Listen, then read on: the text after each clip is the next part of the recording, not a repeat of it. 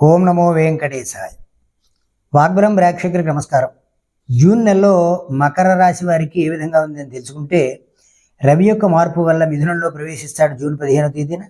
అలాగే జూన్ 6వ తేదీన కుజుడు సింహంలోకి ప్రవేశించడం, బుధుడు జూన్ 6వ తేదీన మిథునంలోకి ప్రవేశిస్తూనే 22వ తారీఖున మళ్ళీ కర్కాటకంలో పెడతాడు. శుక్రుడు జూన్ 3వ తేదీన మేషంలోకి ప్రవేశించడం.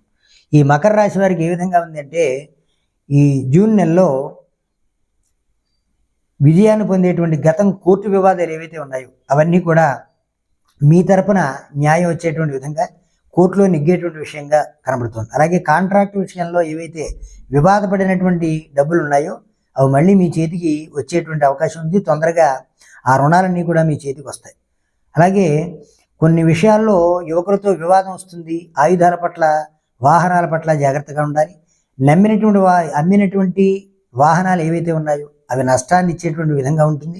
జూన్ 6 లోపు కనుక ఆ లావాదేవీలు తొందరగా పూర్తి చేసుకోవడం మంచిది. అలాగా జూన్ 6వ తారీఖు దాటిన తర్వాత వ్యాపారపరమైనటువంటి విషయాల్లో అనుకూలతలు ఏర్పడతాయి. అలాగే విద్యార్థులకి ఏదైతే మీరు సక్సెస్ రేట్ సాధించాలనుకున్నారో అవి ఉత్తీర్ణత చెందేటువంటి అవకాశం ఉంది. అయితే ఇది జూన్ 6వ తేదీలోపు కనుక మీరు ప్రయత్నాలు చేస్తే సఫలీకృతం అవుతాయి.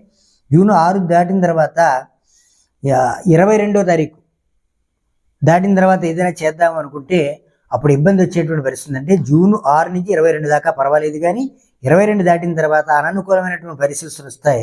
కాబట్టి మీరు దేనికైనా పరీక్ష ఫీజులు కట్టదలుచుకుంటే ఆలోపు చెల్లించడం చాలా మంచిది.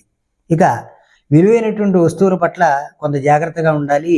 మీ సౌకర్యవంతమైనటువంటి సౌఖ్యమైనటువంటి వస్తువుల్ని స్థిరంగా ఉండేటువంటివి కొనేటువంటి అవకాశం, సోఫాలు లాంటివి, చైర్స్ లాంటివి కొనేటువంటి అవకాశం కూడా ఉంది. అందులో ఒక కొత్తదైనటువంటి నైపుణ్యత కలిగినటువంటి వస్తువులు కొనేటువంటి అవకాశం కూడా ఉంది. అయితే ఈ మకర రాశి వారు మరింత అనుకూలత పొందడం కోసం సుబ్రహ్మణ్యేశ్వర స్వామి యొక్క ఆరాధన చేయడం ఎంతైనా ప్రయోజనం.